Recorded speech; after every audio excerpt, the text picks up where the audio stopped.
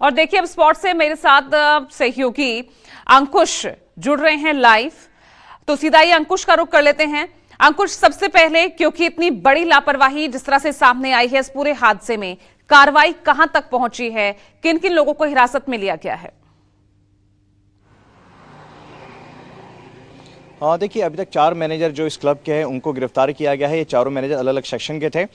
जो क्लब के मालिक है उनके खिलाफ एफआईआर दर्ज की गई है, उनके खिलाफ वारंट भी जारी किया गया है। इस पूरे मामले की मजिस्ट्रेट इंक्वायरी का ऑर्डर्स दे दिए गए हैं। लेकिन सबसे बड़ा सवाल यही बनता है कि अब तक क्योंकि प्रशासन सोया क्यों था, क्योंकि ये क्लब जो है पूरी तरीके से अवैध बताया गया था और यहाँ की जो नगर पंचायत है, गाँव की जो पंचायत है, उन्होंने इस क्लब को डेमोलिशन के नोटिस भी दिए थे। हम आपको सीधे क्लब की तस्वीर दिखाते हैं। बर्ज बाय रोमियो लेन, ये क्लब जो है गोवा के नॉर्थ जो इलाका है, नॉर्थ गोवा का, वहां पर जो टूरिस्ट डेस्टिनेशन है ना, वहां पर ये स्थित है अरपुरा गांव में, और काफी टूरिस्टों के बीच में काफी ये लोकप्रिय है। देखिए, ये क्लब की एंट्री है यहाँ पे, ये मुख्य द्वार है, यहां से क्लब की एंट्री की जाती थी और यहाँ पे हादसे के बाद पुलिस की यहाँ पे तैनाती कर दी गई है। लेकिन जो हादसे का जो दिन था वो शनिवार का था और शनिवार पे यहाँ पे कई सारे जो इवेंट्स है उसे ऑर्गेनाइज किए गए थे। देखिए, ये पोस्टर है, बर्ज बाय रोमियो लेन, अरपुरा, 6 दिसंबर सैटरडे, इस तरीके के बॉलीवुड नाइट का यहाँ पर आयोजन किया गया था। और जाहिर सी बात है, शनिवार की रात थी तो बड़े तादाद में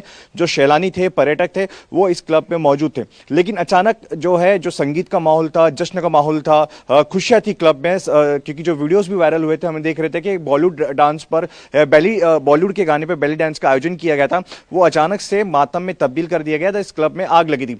और सबसे बड़ी बात जो जांच में अब तक ये सामने आई है कि क्लब पूरी तरीके से अवैध था।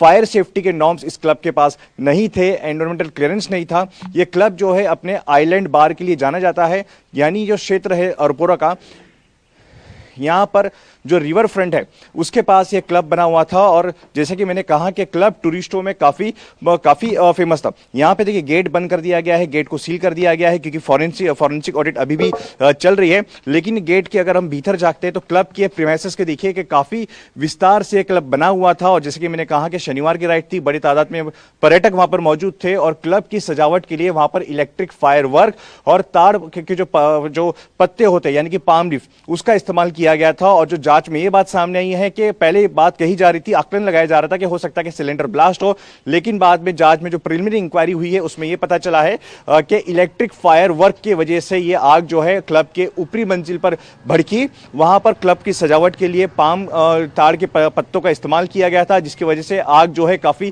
तेजी से भड़की। और फर्नीचर भी कुछ इस तरीके के थे कि वहां पर आग लगने में, फैलने में ज्यादा वक्त नहीं लगा। कुल मिलाकर कहे तो 25 लोगों की इसमें मौत हुई है, जिसमें 5 टूरिस्ट भी शामिल है, 20 जो है होटल के कर्मचारी थे। और जो जांच सामने आई है, जो बात पता चली है, जो जानकारी सामने आई है कि अधिकतर शव जो है क्लब के जो किचन एरिया था ग्राउंड फ्लोर से, वहां से बरामद हुए हैं। यानी आप समझ सकते हैं कि आग कितनी भयानक होगी। जो जसमती थे उनका कहना है कि काफी चीख पुकार मच गई थी, अफरा तफरी का माहौल हो गया था, लोगों को समझ में नहीं आ रहा था कि क्या करे, क्योंकि क्लब की जो आप एंट्री देखिए, ये मेन रोड है क्लब का यहां पर, लेकिन ये एक जो गेट है क्लब का काफी सक्रिय है। कुछ फायर विभाग जो यहां पर रेस्क्यू का काम कर रहा था, आग बुझाने का काम कर रहा था, उन्होंने बात मानी है कि क्लब की जो एंट्री थी और एग्जिट की जो गलियां थी वो काफी सक्रिय थी, जिसकी वजह से ऑपरेशन में देरी हुई थे, जो कि जिम्मेदार हैं, जिस वजह से यहां पर आग कुछ ही मिनटों में पूरे ही क्लब को अपनी चपेट में ले लिया और 25 लोगों की जान चली गई। बहुत बहुत शुक्रिया आपका अंकुश, इस तमाम जानकारी के लिए।